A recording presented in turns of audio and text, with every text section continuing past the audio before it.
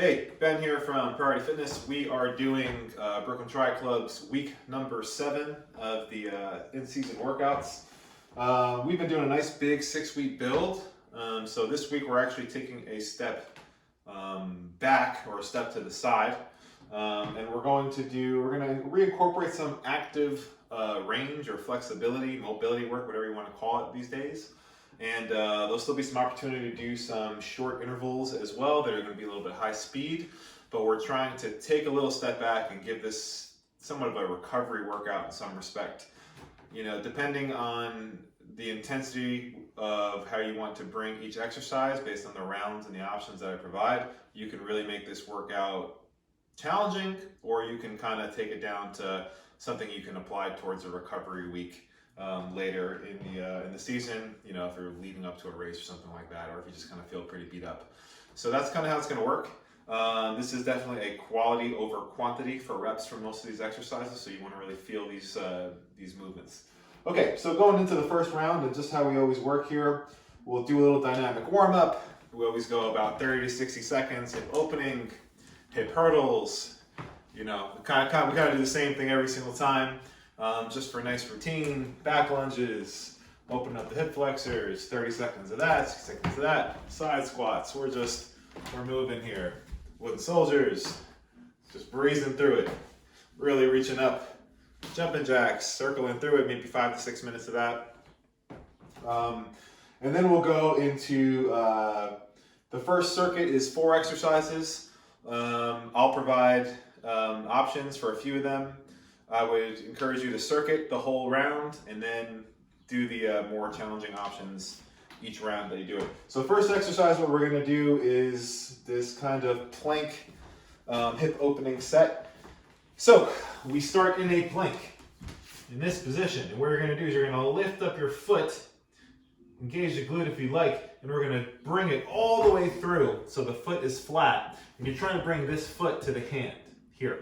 And from this position, what we're going to focus on is driving the back heel, so my right foot back, and we're going to let gravity do some work and let our hips drop. And you might feel a big stretch in this hamstring here, and we're going to let these kind of the hip flexors of the back leg open up. And let gravity do some work, so you're driving that back heel back and letting the hips drop.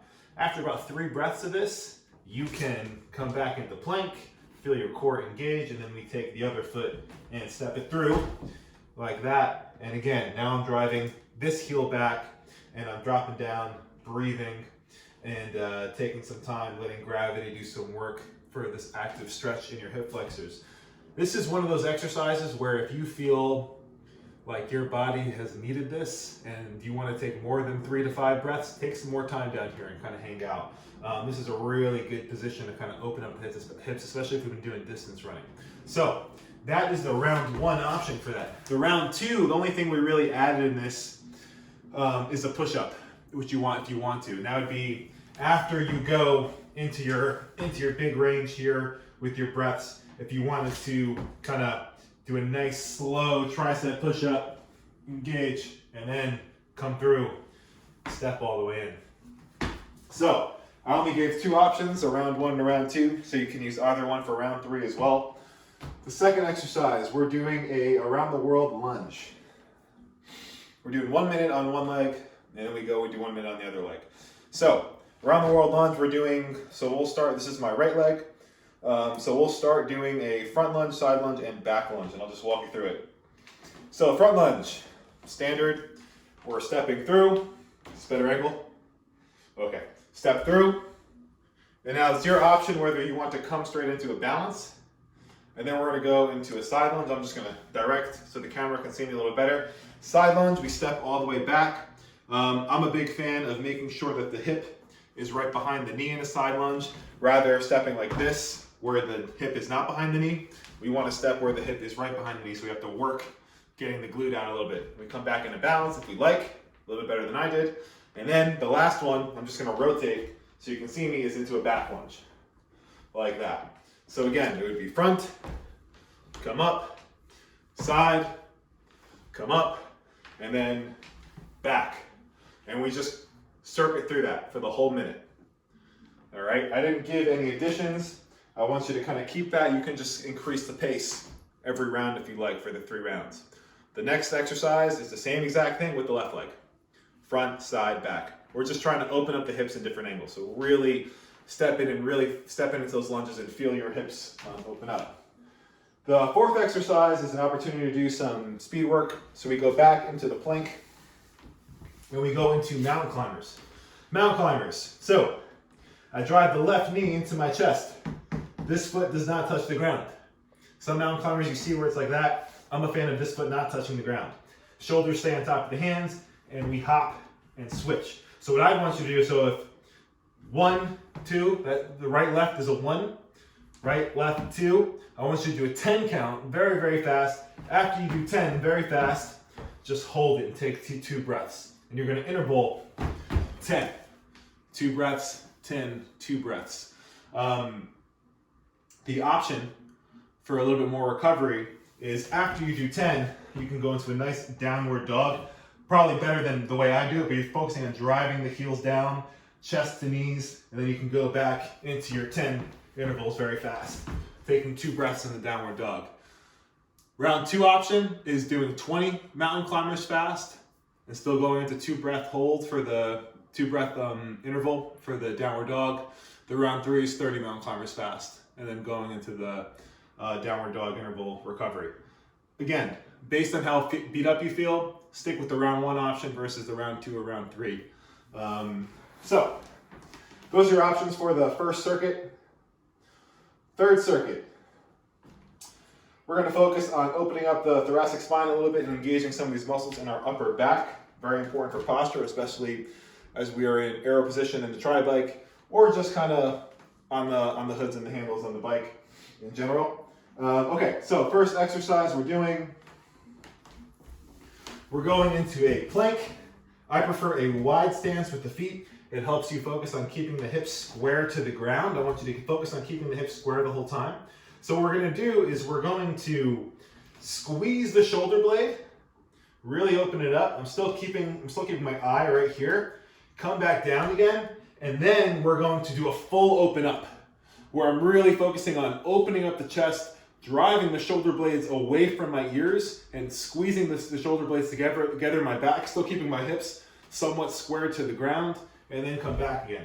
Seeing it from the other side, big scapular squeeze, tap, and then big open up. And I'm really focusing on this trunk rotation here, opening up my spine and breathing into it, making sure I'm not shrugging my ears up and pulling my shoulder blades down. And you come back again, and we just alternate that. The round 2 options, and the round 3 option, we just added a push-up in there. So after every third that you do of the opening up, after you do 3, you can go into a nice push-up 1 or 2 based on how much strength you want to do. That is only an option. The second exercise is fun. It's called we'll call it a goblet squat. There's many names for it. A few things I want you to focus on. The main goal for this is to open up hips. So from this position, we stand here, feet are pointing 45 degrees roughly. You go as wide, you point your feet as wide as you can so that your knees can track.